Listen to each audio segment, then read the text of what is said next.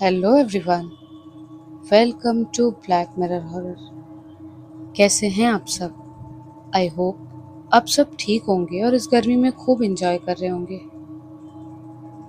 तो आज मैं आप सभी के लिए फिर से भैरवपुर रेलवे स्टेशन गांव का डेरा की सीरीज का एपिसोड 5 लेकर आई हूँ और उम्मीद करती हूँ कि आपको ये सीरीज और इस सीरीज की कहानियाँ पसंद आ रही होगी।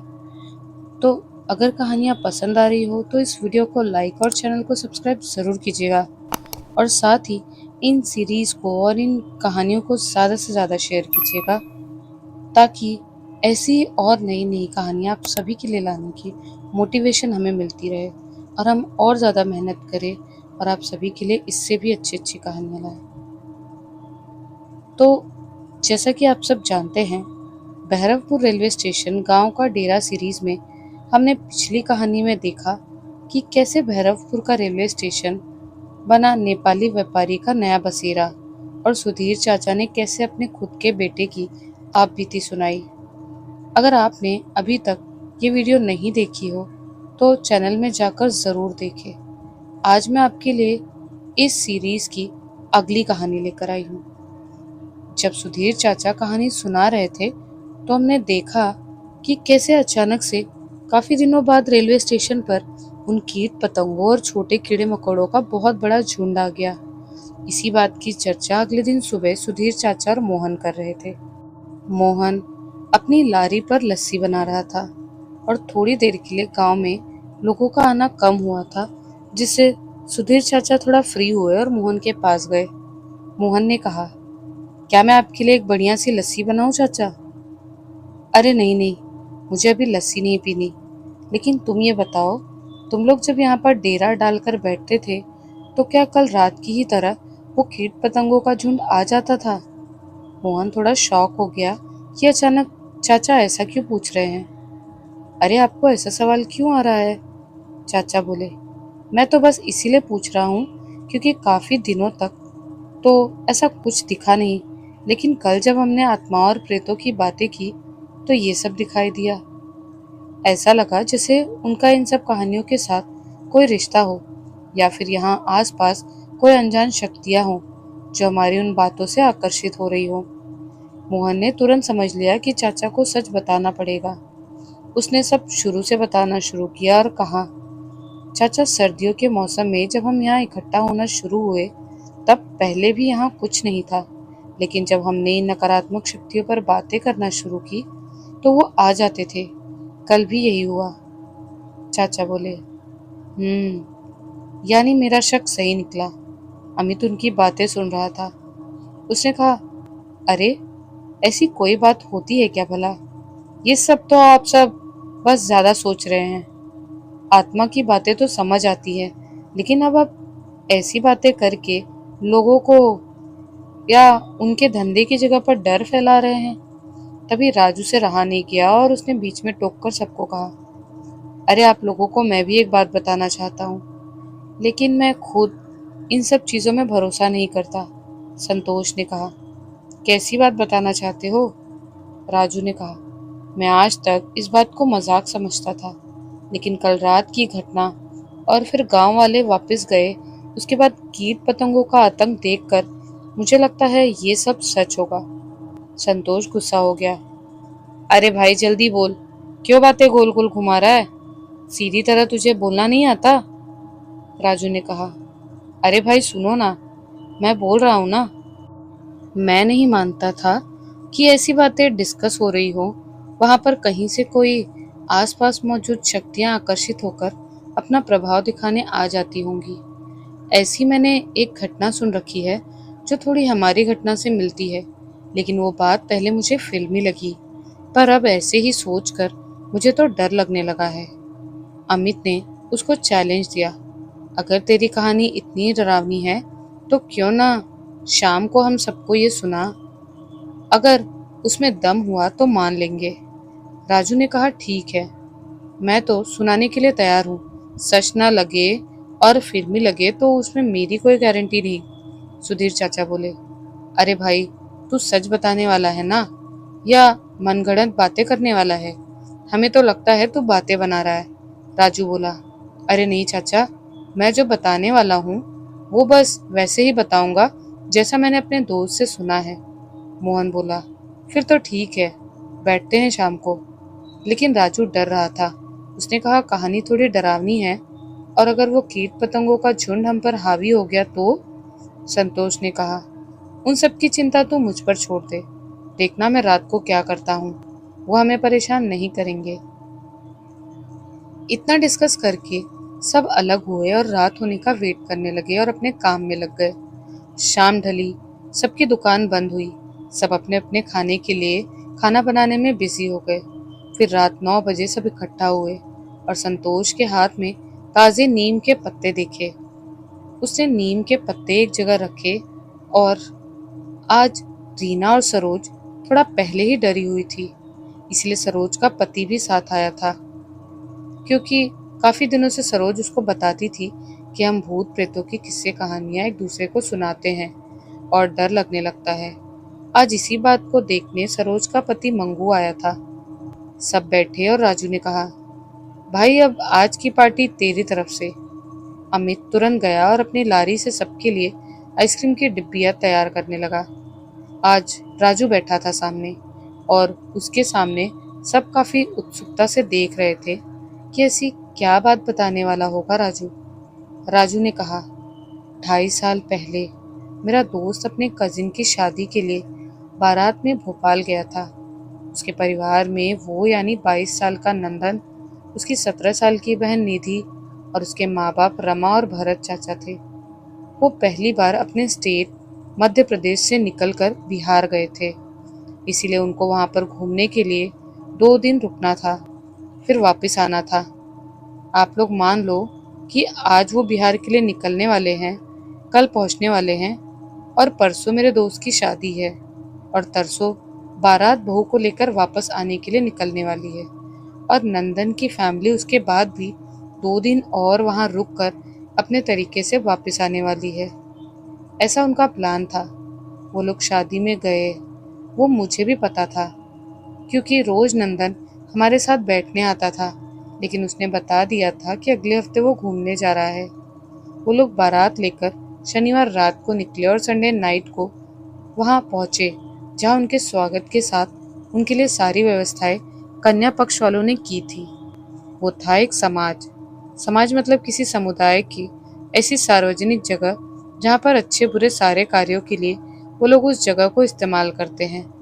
राजू ने कहा, अब मैं आपको वर्ड टू वर्ड बता रहा हूँ जो नंदन ने मुझे बताया था। जब संडे नाइट को हम पहुंचे तो हम सबको एक एक रूम मिला परिवार के लिए। वो जगह किसी पुरानी हवेली की तरह डिजाइन थी, लेकिन बस 20 साल पहले बनाई गई प्रॉपर्टी थी। वहाँ के बाथरूम और वॉशरूम मानो रेलवे के पुराने डिब्बे में होते हैं वैसे थे, जहाँ जाने मात्र से थोड़ी निगेटिव वाइब्स आनी शुरू हो गई। मेरे कजिन्स ने पहले ही वहाँ के मैनेजमेंट को बता दिया था कि मैं और मेरा परिवार 2 दिन एक्स्ट्रा रहने वाले हैं, इसीलिए उन्होंने उनकी सुविधा और साफ सफाई का काम आसान हो जाए शादी हो जाने के बाद, इसीलिए हमें कॉरिडोर का लास्ट वाला रूम दिया, जिसकी खिड़की से बाहर देखते ही सामने नगर पालिका का कूड़ा फेंकने की जगह थी। वहां से बदबू आती थी तो मैंने तुरंत ही खिड़की बंद कर दी। निधि बोली कि उसको वॉशरूम जाना है, लेकिन डर लग रहा है, तो मैं उसके साथ गया। हमारा रूम फर्स्ट फ्लोर पर था और ग्राउंड फ्लोर पर शादी की रस्में शुरू होने वाली थी, तो सब इकट्ठा होकर तैयारी कर रहे थे। निधि वॉशरूम में थी और मैं बाहर उसके आने का इंतजार कर रहा था। तभी मुझे नीचे से किसी ने आवाज दी और मैं चला गया। जब निधि नीचे आई तो पहले उसने मुझे मारा कि आखिर में चला क्यों आया। वो बहुत डर गई थी। शादी तो हो गई और 2 दिन किसी तरह हमने उस कमरे में बिताए, क्योंकि ज्यादातर तो शादी में नीचे ही रहना था, रेस्ट करने और चेंज करने ही ऊपर आते थे। तीसरे दिन जब शादी संपन्न हुई और बारात लौट रही थी, मेरा कजिन बोला, नंदन ध्यान रखना और 2 दिन बाद जल्दी लौट आना। मैंने उसको गुड बाय विश किया और बारात निकल गई। अब उस पूरे भूतिया जैसे लगने वाले हवेली जैसे समाज में सिर्फ मेरा परिवार और एक पापा से 10 साल बड़ा वॉचमैन था। बारात वापस लौटने के लिए निकलते निकलते शाम हो गई थी, इसलिए हमने तय किया कि कल मॉर्निंग में कहीं घूमने जाएंगे। आज रात को रेस्ट करेंगे। पापा और वॉचमैन बैठे बैठे बातें कर रहे थे, तो मैं, मम्मी और निधि वहाँ गए। हमें रूम में ठीक नहीं लग रहा था। वॉचमैन का नाम था वीरेंद्र। पापा ने कहा, वीरेंद्र अंकल यहाँ बिहार की किस्से कहानियाँ सुना रहे हैं। बातों बातों में उन्होंने और पापा ने अपने जीवन के भूतिया अनुभव एक दूसरे से शेयर करना शुरू कर दिया। एक तो निधि पहले से डरी हुई थी, मुझे भी ठीक नहीं लग रहा था, और मम्मी तो थक कर कुर्सी पर बैठी बैठी सोने लगी थी। लेकिन एक तरफ से पापा और दूसरी तरफ से वीरेंद्र अंकल एक के बाद एक भूतिया कहानियां सुनाने लगे। अब निधि को डर लगने लगा था। हमने कहा, पापा बस करो, कल की प्लानिंग करो, कुछ और बातें करो। वीरेंद्र अंकल ने कहा, हाँ हाँ अब घूमने जाओ, बाकी की बातें कल करेंगे। इतना बोलकर वो अपने ऑफिस में चले गए और हम अपने रूम में। लेकिन उनकी बातें सुनने के बाद ना तो अब नींद आ रही थी, ना ही कल का एक्साइटमेंट था। हम थक गए थे, फिर भी नींद नहीं आ रही थी। रात के 1:30 बजे निधि को फिर से वॉशरूम जाना था। उसने मुझे उठाया और धमकी दी कि अगर उस दिन की तरह मैं बाहर से गायब हो गया तो वो मुझे मार देगी। मैं उसके साथ वॉशरूम गया। वो अंदर गई, मैं बाहर इंतजार कर रहा था। मम्मी पापा तो दूर कमरे में सो रहे थे, वो हमसे से कम 20 कमरे दूर थे। अचानक हमारी तरफ के एक विभाग की लाइट चली गई। अंदर से निधि चिल्लाने लगी, जैसे कोई मूवी में चिल्लाता है, नंदन, नंदन, क्या हुआ? उसकी चीखें पूरे समाज में गूंजने लगी और मेरी तो हालत ही खराब हो गई। अंधेरा इतना था कि वो किस दरवाजे के पीछे थी मैं वो भी नहीं देख सकता था। मैं खड़ा हुआ और उसको चिल्लाकर आवाज न करने के लिए कहा, अरे डर मत निधि, मैं यही हूँ। लाइट चली गई है, वो आराम से बाहर आ जा। लेकिन उतनी देर में मेरे पीछे से कोई गया। वो कोई आम चीज नहीं थी। मेरी पूरी पीठ एकदम से अकड़ गई। थोड़ी देर में तो मैं हिल भी नहीं पा रहा था और अंदर निधि चिल्ला रही थी, जिससे मुझे डर भी लग रहा था और गुस्सा भी आ रहा था। लेकिन फिर लाइट आ गई और निधि बाहर आई। उसकी आंखों में आंसू थे।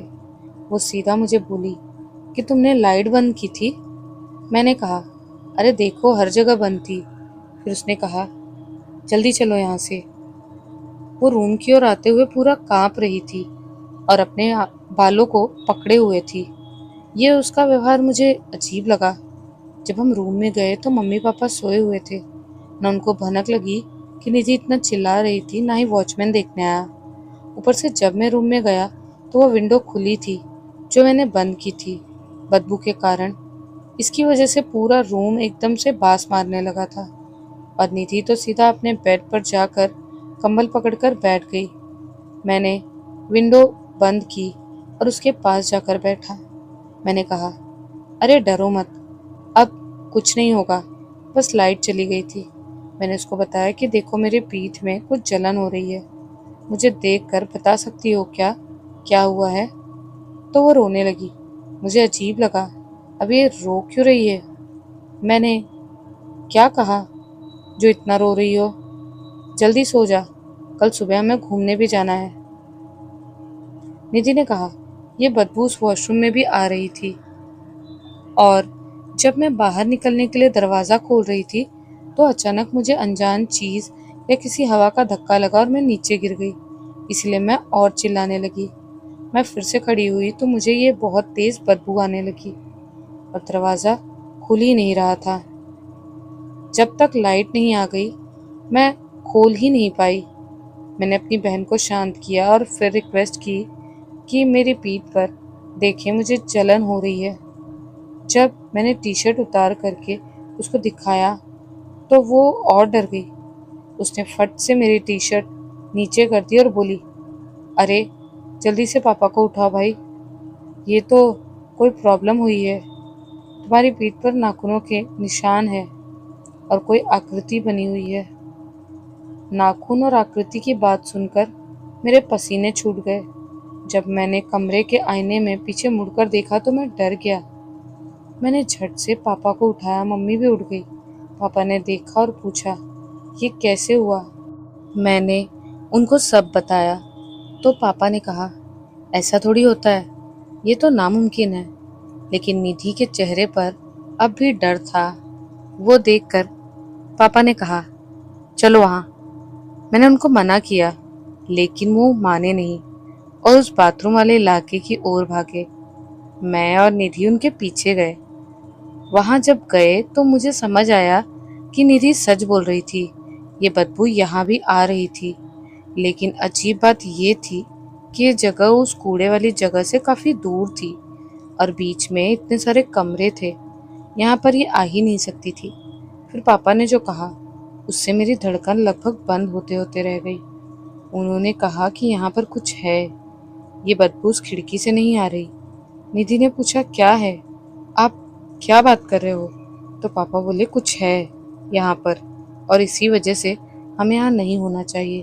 तुम्हारी माँ अकेली है कमरे में, चलो जल्दी वहाँ। हम वहाँ के लिए निकले और फिर से लाइट चली गई। इस बार बदबू और तेज हो गई और आसपास कोई फ्रिज खुला हो वैसी ठंड लगने लगी। राजू कहानी सुना रहा था और संतोष ने देखा कि कीट पतंगे और छोटे मोटे कीड़े मकोड़ों का वो झुंड फिर से आने लगा। सुधीर चाचा ने उसको इशारा किया। संतोष खड़ा हुआ और उसने हाँ में इशारा किया। तभी अमित सबके लिए आइसक्रीम लेकर आया और सबको दी, लेकिन किसी का खाने का मन नहीं हो रहा था। संतोष ने छोटी लकड़ियां जलाई और उसमें ताज़ी नीम के पत्ते डाले, जिससे सफेद कड़वा धुआं उठा और उस धुएं को संतोष ने हर जगह घुमाया, हाथ में एक नीम की डाली लेकर। इससे कीट पतंगों और छोटे कीड़े मकोड़ों का झुंड बौखला गया और थोड़ी देर के लिए गायब होने लगा। तभी सुधीर चाचा बोले कि अब हमें कहानी जल्दी खत्म कर देनी चाहिए, इससे पहले कि धुआं खत्म हो जाए। फिर राजू ने जल्दी जल्दी कहानी आगे बढ़ाई। उसने कहा, नंदन अब बहुत डर गया था। उसने निधि से कहा, बहन शांत रहना। लेकिन निधि इस अंधेरे से और डर गई। जब वो चिल्लाई, मम्मी, तो अचानक एक आहट हुई। ऐसा लगा जैसे मेरे पापा, मेरे और निधि के करीब से कोई चीज चलकर गुजरी हो। वो एक ठंडी हवा का झोंका था, लेकिन उसके साथ वो बदबू भी और तेज हो गई। पापा ने निधि का मुंह पकड़ लिया और उसको चुप कराया। बेटा, ये मैं हूँ, चुप हो जा। लेकिन उनको पता नहीं था उनके बेटे की सांसें भी तेज हो गई थी। निधि तो चुप हो गई, लेकिन मेरी हालत खराब थी। उसी वक्त मम्मी के चीखने की आवाज आई, कौन है? कौन है? बचाओ, बचाओ। पापा ने अपनी जेब से टॉर्च निकाली। हम तीनों साथ चलते हुए हमारे कमरे की ओर जा रहे थे। मैंने पापा को कहा कि पहले भी ऐसा हुआ था, वहां पर लाइट होगी, लेकिन मेरी बात गलत थी, वहां भी लाइट नहीं थी। जब मैं कमरे में गया, निधि तो वैसे भी कांप रही थी। पापा ने उसको पकड़ रखा था, लेकिन हमने जाते ही जो देखा वो खौफ दिलाने वाला था। मम्मी नीचे गिरी थी और उनके पैर से खून निकल रहा था। मैंने तुरंत उनको उठाया तो वो बोली, कहाँ चले गए थे आप सब? मुझे किसी ने धक्का दिया और मैं गिर गई। मैंने निधि की आवाज़ सुनी और आपके पास आ रही थी। पापा ने उसको बोला कि अभी कुछ मत बोलो, हमें जल्दी से यहाँ से निकलना होगा। उसके बाद पापा ने कहा, मुझे वॉचमैन को जगाने जाना होगा। लेकिन मैंने कहा, मैं आपको अकेले नहीं जाने दे सकता। मैंने जिद की और निधि ने कहा, अगर दोनों जा रहे हो तो मैं और मम्मी यहाँ पर अकेले कैसे रह सकते हैं? हम भी नीचे आएंगे। मम्मी का खून निकल रहा था क्योंकि वो बेड के एक नुकीले हिस्से से टकराई थी, इसलिए वो ठीक से चल नहीं पा रही थी। लेकिन उसे यहाँ अकेला रखना ठीक नहीं है। यही सोचकर हमने उसको साथ लिया। तभी लाइट अचानक आ गई। हम एक दूसरे को देखते रह गए, क्योंकि मम्मी के चेहरे की एक साइड पूरी लाल हो रखी थी और पापा के हाथों में से चमड़ी उधड़ चुकी थी। हम नीचे गए और जब वॉचमैन के केबिन में गए तो हमने देखा कि वो नीचे पड़ा तड़प रहा है। लेकिन पापा ने कहा, इसको कुछ नहीं हुआ, ये बस कुछ ज्यादा ही दारू पी गया है। मैं सोच में पड़ गया कि अगर इतना कुछ होने के बाद भी ये दारू पीकर लेटा है तो जरूर इसको कुछ पता होगा। मैंने पूछ लिया, अरे अंकल, आपको पता है यहाँ पर अजीब अजीब घटनाएं हो रही हैं? तो वॉचमैन का रिस्पॉन्स था, तुमको इसके साथ ही तो रहना है, दिक्कत क्या है? कमरा दिया तो है 2 दिन रहने के लिए, अब क्या मेरी ऑफिस में आकर सोओगे? पापा इस बात से गुस्सा गए और उन्हें चिल्लाकर कहा, अरे बेवड़े जल्दी कर, हमें गेट की चाबी दे, हम इसी वक्त यहाँ से निकल रहे हैं। तो उसने अपनी दारू की बाटली दिखाई और बेहोश हो गया। पापा ने कहा, पहले अपना सामान लेकर नीचे आते हैं, फिर यहाँ से चाबी तो कैसे भी करके निकाल लेंगे। निधि ने कहा, पापा मुझे बहुत डर लग रहा है, मेरे पैरों में कुछ जलन हो रही है। हम कमरे में आए तो फिर से वो बदबू आ रही थी और वो विंडो खुली हुई थी। मैं ये देखकर दंग रह गया और मुझे यकीन हो गया कि यहाँ पर मेरा परिवार और वॉचमैन अकेले नहीं है, कोई तो है, और वो शक्ति कोई आम शक्ति नहीं है। निधि के पैरों में जलन हो रही थी। उसने जब दिखाया तो उसका पैर का पंजा पूरा लाल हो रखा था और मम्मी का गाल भी मानो सनबर्न हुआ हो वैसा था। जब सामान उठाने के लिए पापा ने बेड के नीचे देखा तो वहां पर उनको कुछ अजीब सा धुएं जैसा एक क्लाउड दिखा। वो फट से ऊपर उड़ गए और उनके चेहरे पर अब तो डर था। मैंने पापा को कहा कि क्या हुआ, आप इतना डर क्यों रहे हैं, क्या है वहां नीचे? उन्होंने धीरे से मुझे समझाया और इशारा किया, वो नीचे है। मम्मी जोर से बोली, क्या नीचे है, किस बारे में बात कर रहे हैं आप? पापा ने कहा, धीरे बोलो, हमारा सामान हमने बेड के नीचे रखा था क्योंकि कमरा छोटा था। अब सवाल ये था कि हम अपना सामान कैसे लेंगे। फिर से लाइट चली गई और इस बार पापा ने जल्दी से कहा, कुछ चिल्लाना मत, नहीं तो पता नहीं क्या होगा।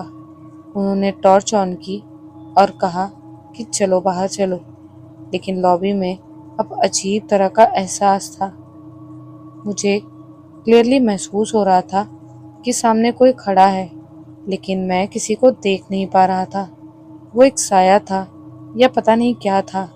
ऐसा लग रहा था जैसे कोई और हो या कोई हवा का झोंका हो जो शेप लेकर खड़ा हो और थोड़ी देर में बिखर जाता हो, लेकिन उसकी आहट महसूस कर सकते थे।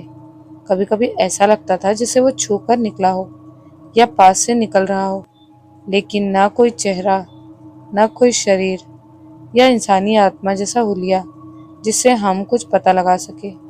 इसीलिए हमें काफी डर लग रहा था। हम कमरे के अंदर जाकर ना तो सामान ले पा रहे थे, ना ही बाहर जाकर मेन गेट से बाहर निकल पा रहे थे। अब तक 3 बज चुके थे। हम लॉबी में एक दूसरे से चिपके खड़े रहे, एक दूसरे की शक्ल देख रहे थे, लेकिन कुछ बोलने की किसी की हिम्मत नहीं थी। नीचे झांक कर देखा तो वॉचमैन की ऑफिस में अभी भी वो फर्श पर लेटा लग रहा था, यानी वहां जाने का कोई फायदा नहीं था। निधि की आंखों में खौफ था। वो धीरे से बोली, काश हम भैया की बारात के साथ निकल जाते। ये सुनकर मम्मी भी बोली कि अगर काश हम आए ही ना होते। और पापा ने उन दोनों को शांत करने के लिए बोला, अभी कुछ हुआ नहीं है, तुम दोनों शांत रहो और मुझे कुछ सोचने दो। उन्होंने मुझे पूछा कि बेटा अब तुम्हारी पीठ कैसी है? मैंने कहा, उसकी बात मत करिए पिताजी, मुझे यहाँ से निकलना है। उसी वक्त हम जहाँ खड़े थे उसके नज़दीकी दूसरे कमरे के अंदर से आवाज़ें आना शुरू हो गई, जैसे अंदर कोई खेल रहा हो और कोई दौड़ रहा हो। पापा ने हमें इशारा किया कि यहाँ से दूर रहना बच्चों, हमें यहाँ से दूर रहना चाहिए। हम थोड़ा आगे चले गए तो एक और कमरे के अंदर पानी का नल चालू हो और पानी बह रहा हो ऐसी आवाज़ आ रही थी, लेकिन हमने सुन रखा था कि सारे कमरे एक जैसे हैं, तो ना हमारे कमरे में कोई पानी का नल है, ना ही उस कमरे में होना चाहिए। अचानक पानी की आवाज़ बंद हो गई और बिजली का बल्ब उस कमरे में जल गया और उसमें छोटा सा विस्फोट हो गया। विस्फोट के बाद वहां से अजीब सा धुआं बाहर आया और गर्मी फैलने लगी। हम वापस दौड़कर अपने कमरे में भागे और मेरा पैर फिसल गया और मैं गिर गया। मेरा ध्यान सीधे बेड की ओर गया, लेकिन नीचे कुछ नहीं था। लेटे ही लेटे मैंने पापा को ये बताया और हमने सामान निकाल लिया। 40 रूम वाली बिल्डिंग में हम सिर्फ 4 लोग थे। एक पीकर पड़ा हुआ वॉचमैन था और वो अदृश्य शक्ति थी जिसको अभी तक हम पूरी तरह से देख नहीं पाए थे, लेकिन हर कदम पर वो अपना एहसास करवा रही थी।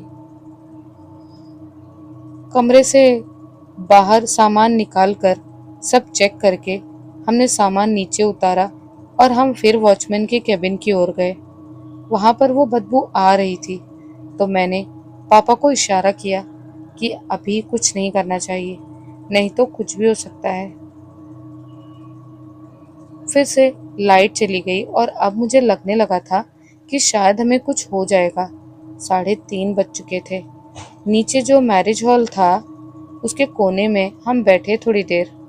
हमारा सबका गला भी सूख रहा था, लेकिन किसी के भी पानी पीने तक की हिम्मत नहीं हो रही थी। मैं और पापा धीरे से वॉचमैन के ऑफिस की ओर गए। वो तो बदबू गायब हो गई थी। हमने वहां से ताला खोलने के लिए चाबी ढूंढी, लेकिन कुछ नहीं मिला।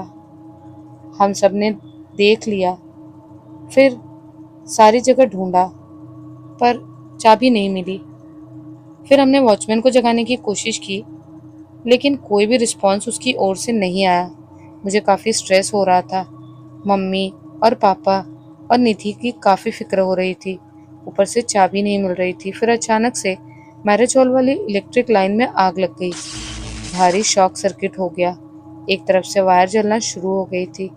वो जलती जलती उसके जॉइंट की ओर गई और वहां से दूसरे वायर में भी आग लगी। वहां से मैरिज हॉल के मेन स्विच तक वो आग पहुंची और धमाका हुआ। ये देखकर हम भागे और मेन गेट खोलने की कोशिश करने लगे। उसमें वहीं पर कैबिन के ऊपर से कोई प्लास्टिक का ढक्कन था। वो मेरे पैरों के पास गिरा। मैं थोड़ा हट गया। मम्मी और निधि चिल्ला रहे थे और पापा को किसी ने धक्का दिया। ऊपर के माले से एक बड़ा सा चम्मच मम्मी के ऊपर गिरा। मैं फिर से हाथ पैर मारने लगा और सब जगह मेन गेट की चाबी के लिए देखने लगा। तभी मुझे मेन गेट के बाजू में ही एक बॉक्स दिखा। उसको खोला तो वहां पर चाबी थी। मैंने गेट खोलकर चिल्लाकर सबको कहा, चलो सामान ले लो। हम जा ही रहे थे कि पीछे मम्मी थी, आगे हम 3। मम्मी के बालों को किसी ने खींचा और रोक लिया। मैंने मम्मी को झट से खींचा और दरवाजा बंद कर दिया। इसी सब में सुबह के 4:30 बज गए थे। हम काफी देर तक बिना बोले चलते रहे और हाईवे आकर सीधा रेलवे स्टेशन पहुंच गए। वहां से उसी दिन की टिकट लेकर घर आ गए। अभी भी वो निशान मेरी पीठ पर है। राजू इतना बोलकर चुप हो जाता है। सुधीर चाचा ने कहा, 11:30 अभी हो गए हैं, हमें ये बातें यहीं बंद करनी चाहिए। भैरवपुर के गांव वाले राजू की बात सुनकर डरते हुए अपने अपने घरों तक पहुंचे और उस रात फिर से रीना की नींद उड़ गई थी। आपको ये कहानी कैसी लगी हमें कमेंट्स में ज़रूर बताना। क्या आपको भी ऐसी किसी चीज़ का अनुभव हुआ है? ये भी आप हमें ज़रूर बताइएगा। और आपको ये सीरीज़ पसंद आ रही है या नहीं आ रही है, हमें वीडियो लाइक करके अपना जवाब ज़रूर दीजिएगा और इन कहानियों को ज़्यादा से ज़्यादा शेयर ज़रूर कीजिएगा। तो मिलती हूँ आप सभी से इस कहानी के एक नए वीडियो में, ऐसी ही एक नई और डरावनी और चौंका देने वाली हॉरर स्टोरी के साथ। तब तक के लिए बाय एंड टेक केयर।